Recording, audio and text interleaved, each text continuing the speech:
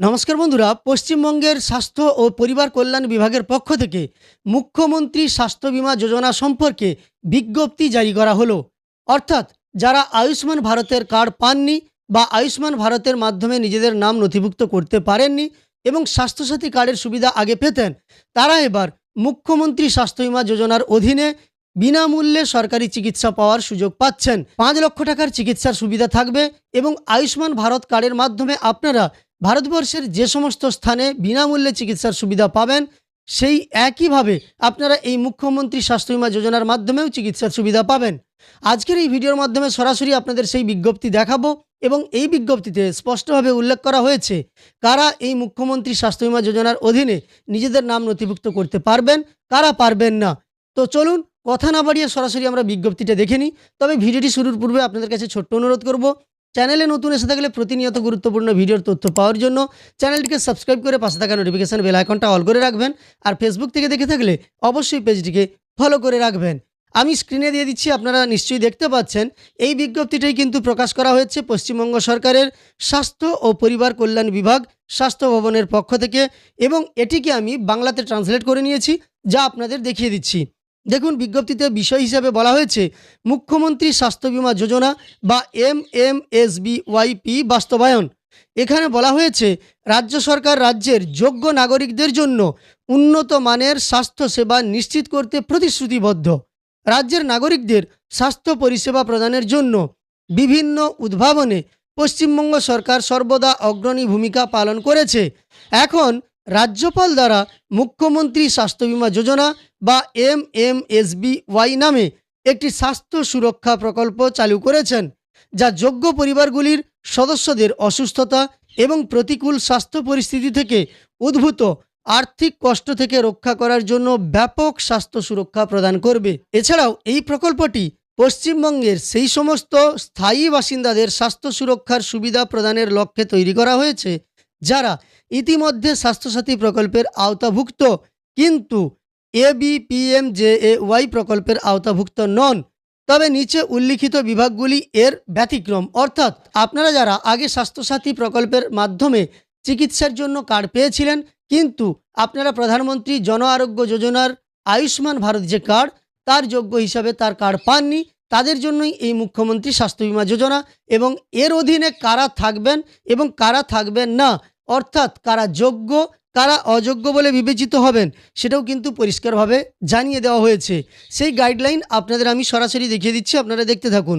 এখানে এক্সক্লুশন ক্রাইটেরিয়াতে বলা হয়েছে এমন কোনো ব্যক্তি যার পারিবারিক আয় 8 লক্ষ টাকার বেশি, পশ্চিমবঙ্গের স্বাস্থ্য প্রকল্প 2008-এর আওতাভুক্ত কোনো কর্মচারী বা পেনশনভোগী, কেন্দ্রীয় সরকারি স্বাস্থ্য প্রকল্প 1954-এর আওতাভুক্ত যে কোনো কর্মচারী বা পেনশনভোগী, 1948 সালের ESI আইনের অধীনে কর্মচারী বীমা প্রকল্পের আওতাভুক্ত কোনো কর্মচারী বা পেনশনভোগী, কোনো কেন্দ্রীয় বা রাজ্য সরকারি খাতের উদ্যোগ, নগর স্থানীয় সংস্থা, সংবিধিবদ্ধ সংস্থা, সংবিধিবদ্ধ কর্পোরেশন, ট্রাস্ট বা সমিতি বা বোর্ড বা কোনো সরকারের প্রশাসনিক নিয়ন্ত্রণে থাকা অনুরূপ কোনো প্রতিষ্ঠানে কর্মচারীদের সুবিধার জন্য পরিচালিত কোনো গ্রুপ চিকিৎসা বীমা প্রকল্পের আওতাভুক্ত কোনো কর্মচারী বা পেনশনভোগী। 6 নম্বরে বলা আছে রাজ্য সরকার বা কেন্দ্রীয় সরকার বা আধা সরকারি প্রতিষ্ঠানের যে কোনো কর্মচারী বা পেনশনভোগী যারা সরকারি নিয়ম অনুযায়ী চিকিৎসা ভাতা পেয়ে থাকেন, এরা কিন্তু এই মুখ্যমন্ত্রী স্বাস্থ্য বীমা যোজনার সুবিধা পাবেন না। পরিবারের 70 বছরের বেশি বয়সী সদস্য, যেহেতু তারা ইতিমধ্যে আয়ুষ্মান প্রকল্পের আওতাভুক্ত হয়ে গেছেন, তাই 70 বছরের ঊর্ধ্বে যারা আছেন তারা কিন্তু এই মুখ্যমন্ত্রী স্বাস্থ্য বীমা যোজনার অধীনে আবেদন করতে পারবেন না। রাজ্য সরকারের কর্তৃক সময়ে সময়ে বিজ্ঞাপিত অন্য কোনো বিভাগ। তাছাড়াও 9 নম্বরে বলা আছে SIR-এ অনুপস্থিত বা মৃত বা স্থানান্তরিত বা অনুলিপি তালিকা সহ বিভিন্ন নাম মুছে দিয়েছে, তারা কিন্তু এই মুখ্যমন্ত্রী যে স্বাস্থ্য বীমা যোজনার মাধ্যমে আর্থিক সুবিধা 5 লক্ষ টাকার চিকিৎসার ক্ষেত্রে পাবেন না। এবারে বিশেষ ক্ষেত্রে বলে বলা হয়েছে, দেখুন, ট্রাইব্যুনাল বা SIR বা CAA এর অধীনে বিচারাধীন মামলাসমূহ। তবে CAA বা SIR অ্যাডজুডিকেশন ট্রাইব্যুনালের কোনো উপযুক্ত কর্তৃপক্ষের কাছে যাদের আবেদন বিচারাধীন রয়েছে, তাদের নাম বাদ দেওয়া হবে না।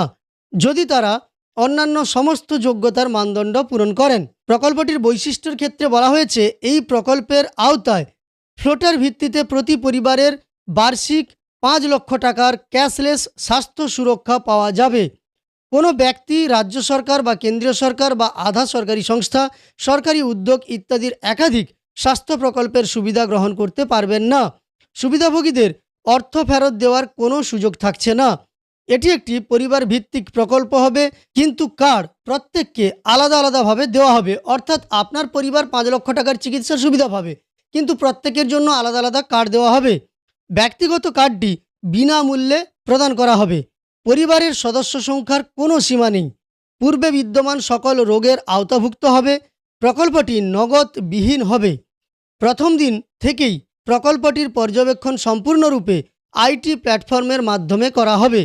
তালিকাভুক্তি, ভর্তি এবং অব্যাহতি প্রদানের সময় আধার ভিত্তিক যাচাইকরণ বাধ্যতামূলক।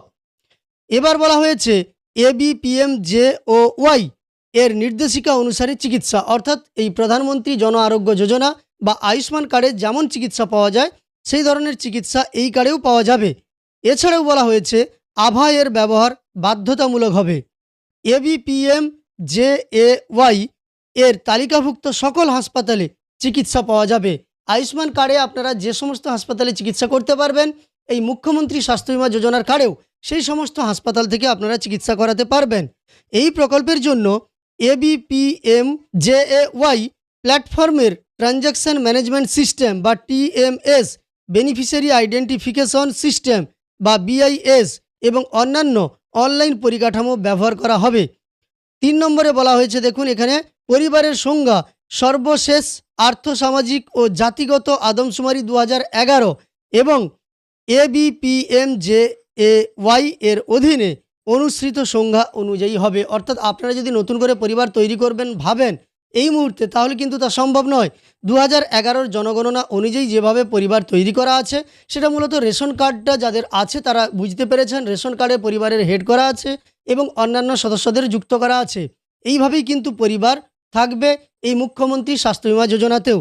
তারপর বলা আছে, পশ্চিমবঙ্গ সরকারের স্বাস্থ্য ও পরিবার কল্যাণ বিভাগ হবে নোডাল বিভাগ এবং পশ্চিমবঙ্গ রাজ্য স্বাস্থ্য সংস্থা হবে বাস্তবায়নকারী সংস্থা। পশ্চিমবঙ্গ সরকারের অর্থ বিভাগের অধীনে স্বাস্থ্য ও পরিবার কল্যাণ বিভাগ এই প্রকল্পের বিস্তারিত বিবরণ চূড়ান্ত।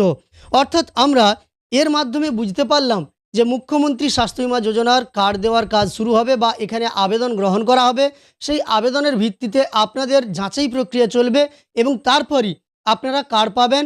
এবং আয়ুষ্মান ভারত কার্ডের মাধ্যমে যেভাবে চিকিৎসার সুবিধা পান, এই কার্ডের মাধ্যমেও একইভাবে চিকিৎসার সুবিধা পাবেন একই হাসপাতাল থেকে, এবং আর্থিক সহায়তার পরিমাণও সেই 5 লক্ষ টাকা থাকছে। তাই যখনই এই কার্ডের আবেদন গ্রহণ শুরু হবে, সেই সম্পর্কিত ফর্ম ফিল আপ হোক বা অনলাইন আবেদন হোক, তথ্য আপনি এই চ্যানেলের মাধ্যমে পেয়ে যাবেন। তাই প্রতিটি তথ্য পাওয়ার জন্য চ্যানেলটিকে সাবস্ক্রাইব করে রাখুন। ভিডিওটি ভালো লাগলে লাইক করবেন এবং ফেসবুক থেকে দেখে থাকলে অবশ্যই পেজটিকে ফলো করে রাখবেন।